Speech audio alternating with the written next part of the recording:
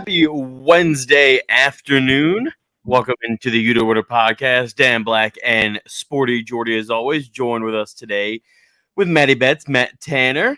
Matt, how we doing in sunny South Florida today? It's a little cloudy today for once, but we're doing good. How you guys doing? Good. Getting into summer weather up here in the Northeast and everything. Yeah, finally. Finally. Kind of crappy weather for this upcoming weekend for Memorial Day, but it's the curse of the Jersey Shore. It is. You can't have a Memorial Day weekend that isn't cloudy and rainy, I'm convinced. That's probably true. But there's been a lot going on down in your neck of the woods, the NHL playoffs, the Lightning crushing the Panthers, the Heat, the Magic. I know it's more North Florida, but get the number one pick. Florida's just crushing it on the sports world the past couple weeks. Yeah, Florida's where it's at, bro. I'm here for good. I graduated in 2014, and I have not been back to Pennsylvania or Virginia since. I don't blame you. I did a solo trip a couple weeks ago. I went down because we're remote here. So I went down to Florida and I was like, I can get an Airbnb, work from there. And I literally called my mom and I was like, I'm not coming home. I was like, I just want to stay here. I was in the best mood. Everything just felt so great. I loved it. Can't go wrong with Florida. Definitely. Especially South Florida. Yeah. I've been contemplating making the move for many years now. And may have to do it. It's just so expensive there now. Yeah. It's so expensive. So, before we get into everything, there's something I want to, discuss with you, Matt, that I've been following via social with you and Carlos Boozer. How did that relationship start, for one? And two, how is he as a sports bettor?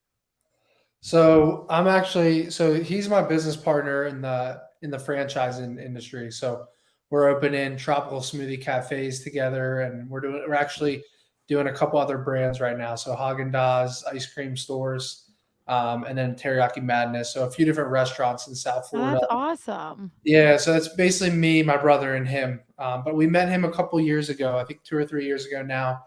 He actually came into one of our restaurants, and my brother and I got familiar with him, and we just kind of started off a decent friendship there.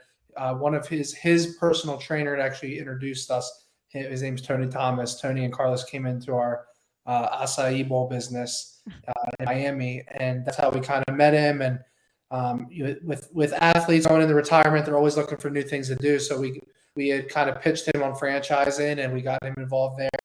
And then the last year or so, he's been a lot more focused on sports betting. He did the campaign with PointsBet, where he put $50,000 on Duke. Didn't end up doing so well. But they were one game away, so he would have had a great hedge scenario in the championship game if they would have made it. But him as a sports bettor, he's 6-2 right now, so he's on a 2-game losing streak. But he did start off 6-0, so he gives you the player, not the data-driven ones, but I think you need both. So it's good to have, even tonight, he's like, hey, I don't think Jimmy Butler's looking too hot. I think he's a little banged up, and I actually am on the Heat tonight. I love the Heat money line. I'm not sure what his final pick is going to be. He's a little tied up today, so I told him, I was like, when you get a chance, just put it out on your TikTok. So I think hopefully he'll play it in the next couple hours. But I'm on the Heat money line tonight. It's like 72% of the money is on Boston. All the money's coming in on them. I like the Heat to bounce back at home tonight, and that's not even me being a South Floridian. I really like this spot for them to bounce back. So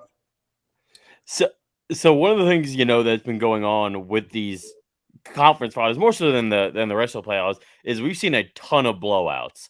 How has that affected you in terms of you're betting each game and everything, and just the way you see the board? Because you expect at this stage of the playoffs for it to be, nail biters and coming down to the last 2 minutes, and it's just been done by halftime each game, it seems, especially I mean, it makes me like money lines even more, and I'm already a money line type of guy. Like when I bet March Madness, I did that March Madness campaign where I took every underdog just to win the game outright, and it was profitable for the whole month of March. And now it's like the points don't even mean anything anymore in some of these. Like Especially, I mean, obviously these point spreads are small, like 1, 2, 2.5. But even the 6-point spreads, like if the favorite wins the game, they're winning by 20 or 30. If the underdog wins the game, they're that money line's nice at plus 250 or whatever it is. So it is crazy though to see all these blowouts. I guess the nice thing is you can do like player props and other types of bets that don't necessarily. Well, even the player props get impacted with players resting in the fourth quarter. But I don't know. I think it's gonna. I think it'll start to come back to normal soon, and I think the finals are going to be a really good series. So we'll see what happens there. Yeah, definitely. I did a TikTok live last night with one of our accounts with an account that follows us, and we were talking about how Mavs bettors the last couple of games, it's been so frustrating. So everyone's like, there's no way the Warriors come in and do a sweep. And you're always like, game 2, game 3, game 4. You're like, all right, this is the Mavs game. And they finally got one. But even in that series specifically, because like you keep expecting the Mavs to be in it and to come out and sneak out a win.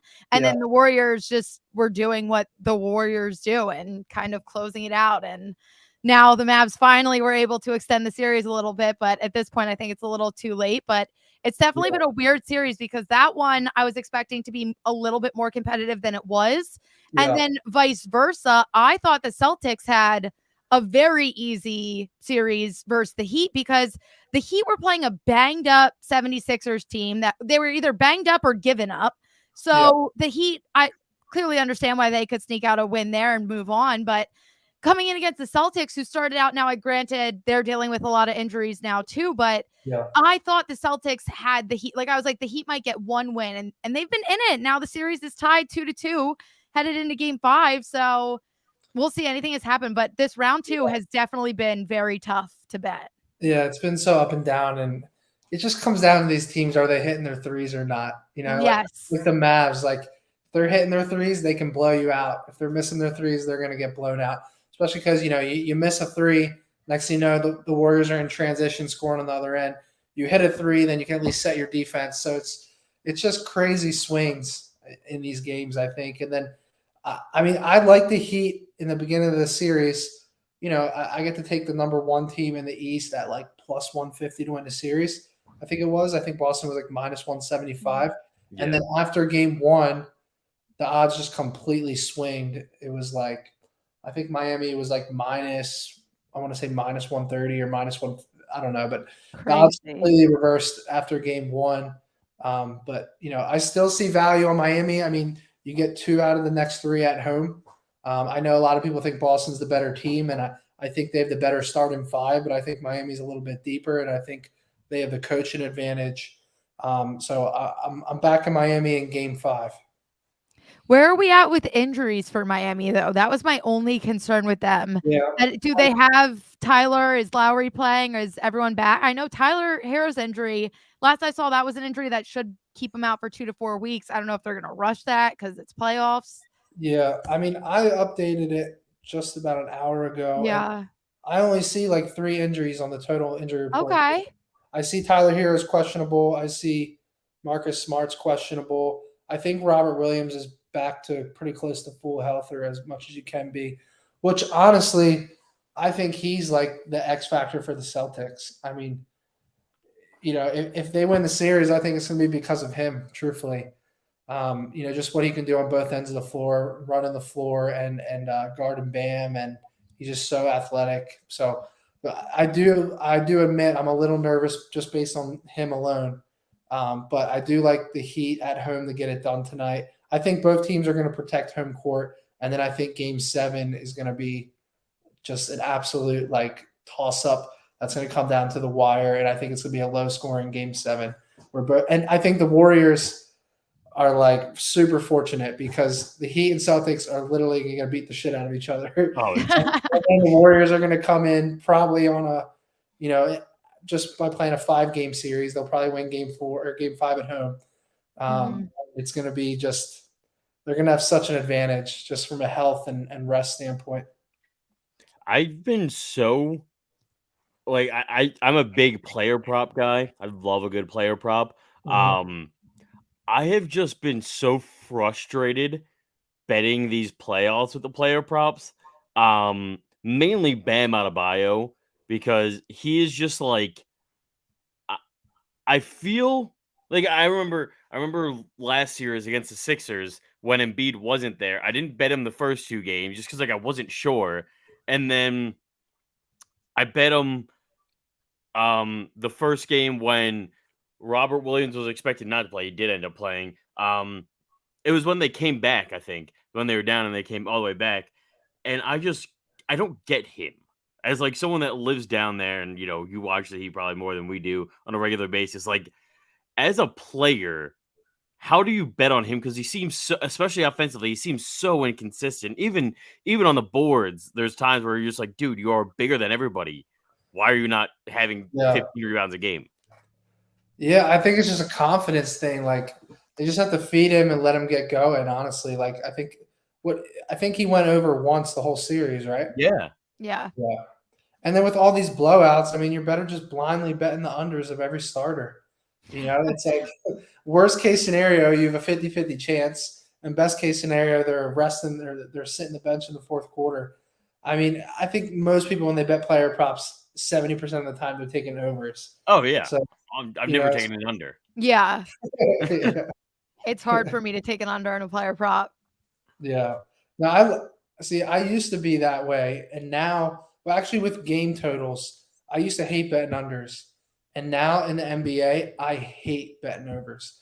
I feel like with overs in the NBA, it can be a 70-point first quarter, and you still have to sweat the over out the whole game because one quarter a team puts up 15 points, and next thing you know, you're not even on pace. But when you have the under, you always feel like you have a chance. Like all it takes is one fluke quarter. But that over, you're just so anxious the whole game. It's like 1 2-minute stretch with no points, and you're like, shit, I'm completely screwed now. It's already off pace. But that's just how I feel with over-unders. But I used to always bet overs, and now I love taking unders.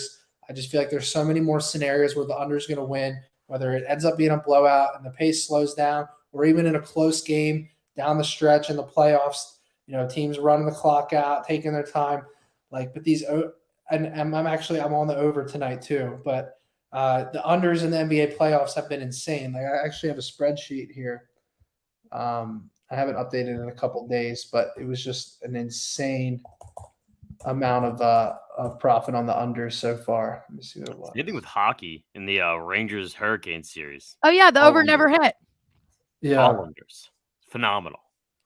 Let me see what it was. They had me sweating a little bit last night though, but don't worry, under still was a lock. So weird that series. It's so weird, so bizarre. So got me a lot of money last night though. There you go. In the NBA playoffs, the over-unders were 49 and 27 on the under. Now I haven't updated in a few games, but that last game, Mavs Warriors game 1. So that's I think 4 games I haven't updated, but I think they've kind of split or something. So basically the unders are hitting at like a 65-66% rate. If you have $100 on every under in the postseason, you're up at least $1,800 to $2,000. Holy crap! Shit. Which is just insane. That's crazy. So I have a theory that NFL this season, that if you blindly bet every NFL underdog money line and every NFL under, that you will be profitable for the whole year. And my theory is basically that sports betting is so mainstream and so popular now, and that so much action is coming in, and it's going to be bigger than ever going in the NFL season this year, that there's so much square money coming in on favorites, the cover, and the overs. And I think that the overs and the favorites are already inflated as is, and it's going to be even more inflated this year. And if you wait as close as possible to an opening kickoff, 9 times out of 10, you're going to get the best possible value on that under and on that underdog money line. Unless it's a super popular underdog money line, like for example, playing against the Chiefs or playing against, the Bucks or all of these teams that people blindly just bet the cover. If you wait all the way up in the kickoff, you're going to get a great value on those money line bets. So this year, I'm actually going to be doing a series where I'm placing X amount of dollars on every single underdog money line. We'll see how it turns out. It's gonna be very fun at the very least. No, I'm excited for that because I liked watching you do it because I always had that thought of like, what if everyone just took the under in March Madness and then you went Yeah. and did that and it ended up being profitable. 2 So years straight, it was profitable. It was actually more profitable last year.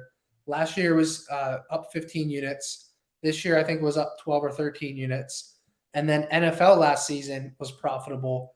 I think it was up 15, and that's not crazy profitable for a whole season, but Right. it was up like 15 units.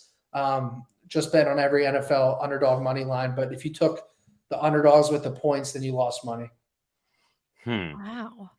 I find that so interesting because I just whenever I think about football, not to get away from the NBA too much, but like when I think about football, especially nowadays, I just think of such high scoring games. But I guess there is like a if they move the lines to such an extent this season, then I kind of get what you're saying to where like it's almost like insurmountable to really hit the overs.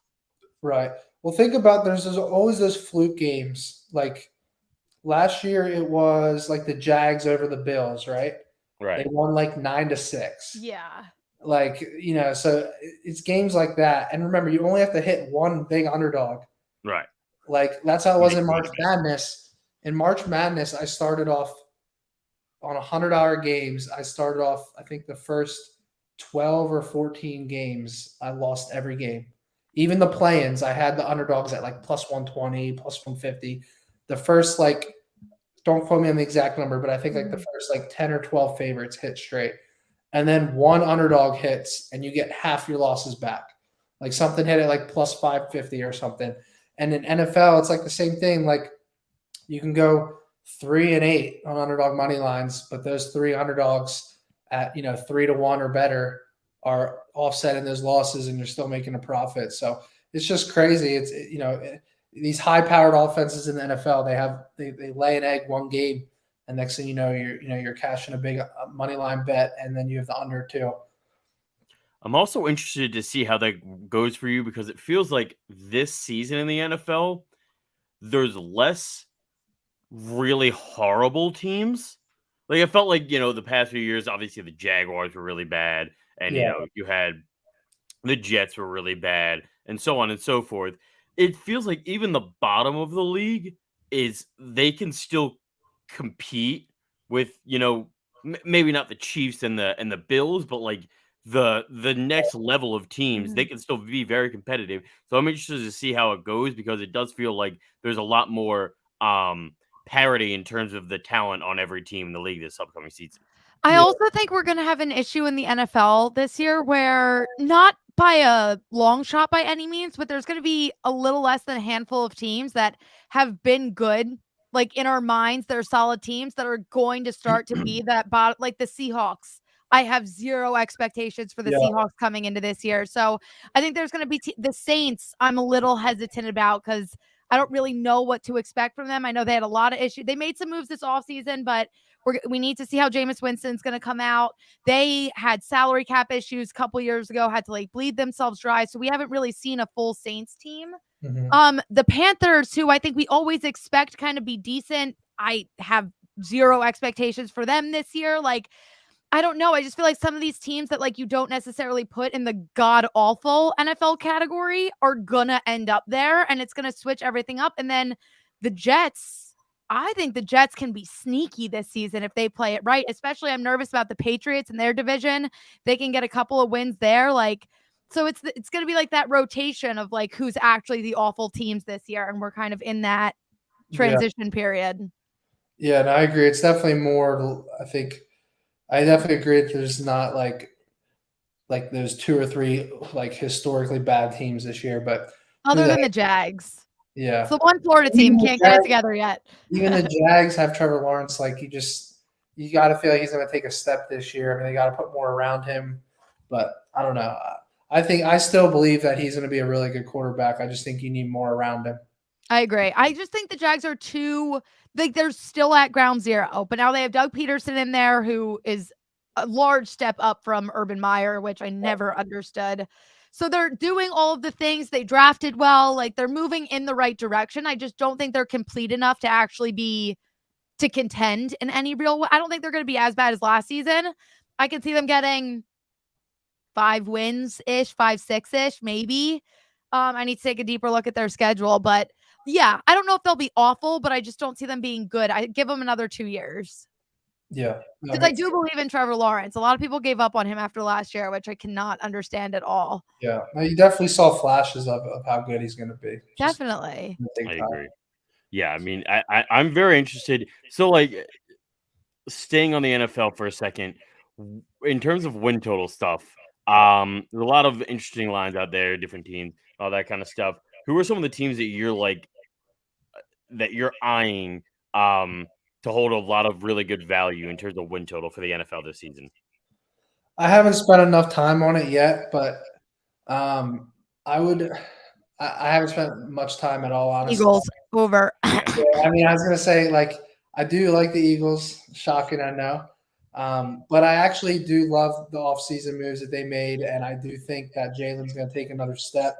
So I think they're gonna win the division. I mean, every year the NFC East, it never repeats. It hasn't repeated in like 5 or 10 years, or whatever the number is. I think it's like 16 or 17 years it's been. Yeah, it might even be as high as that. So no, I do think they're gonna be really good. I was looking at a Jalen Hurts MVP bet.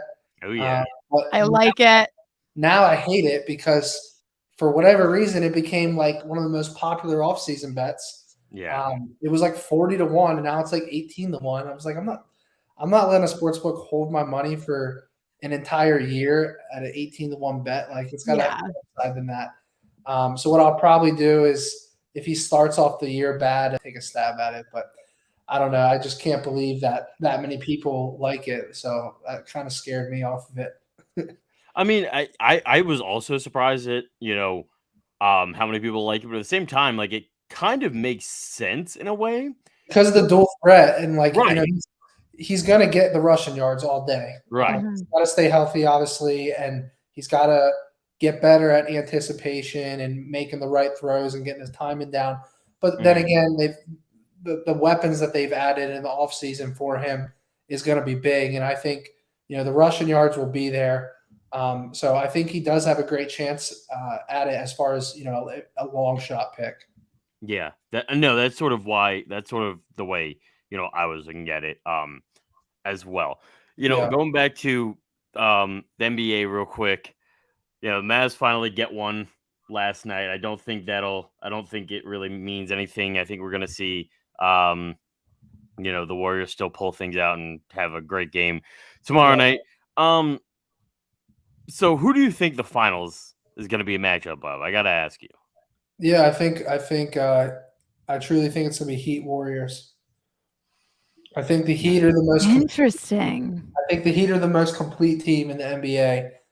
Obviously they need to be healthy enough to get there, but and I think the Warriors are like probably the most talented team.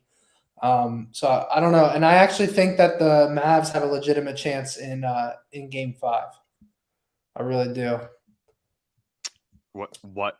For what reason? Dan's like, explain. I think they developed some confidence, and I think if they can go on the road and hit shots, and we saw them go on the road and hit shots in Game 3, and I think if they can come out and do that again, and they've had some confidence, like, I actually think the Warriors might close it out in Game 6, and I think the Mavs are like plus 250 on the road. I actually think it has some value there. And the Warriors are known for like letting teams linger around. So like, I would not be surprised if they made it interesting. I really wouldn't. I'm here for it. I am too, from a betting perspective, like, from a value perspective. But like, I think I just feel like the Warriors sort of gave them their game last night of like, all right, we're gonna sit back and sort of be chill. Like Steve Kerr was playing a bunch of players that he was just he was playing, he was playing with a full, deck. As soon as you do that and you give that team life, the Mavs are that kind of team that can like heat up, and like, I just feel like if they come into Game 6 or Game 5, and hit some perimeter shots early, then all of a sudden that stadium is going to be a little anxious. and be like, what have we done here?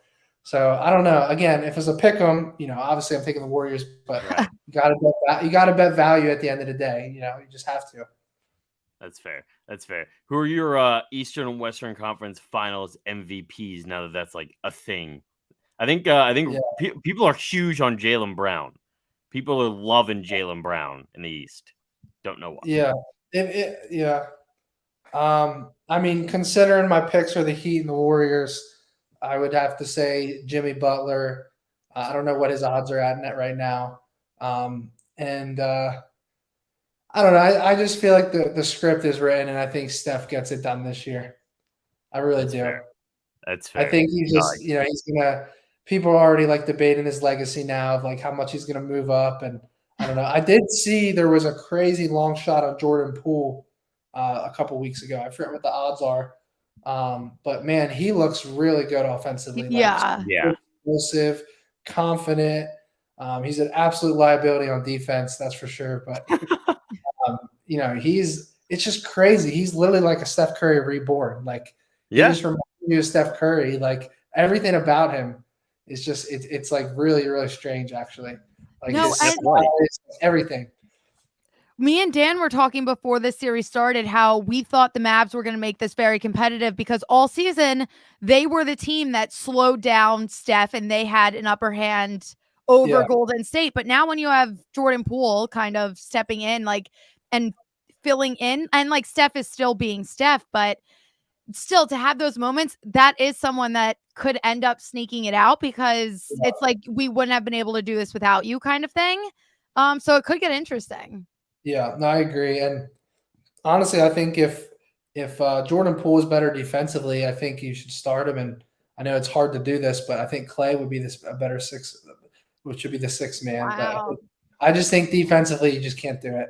Yeah. And also, it's very hard to do that to Clay Thompson at this stage in his career. So I don't know that Steve Kerr would ever take that step.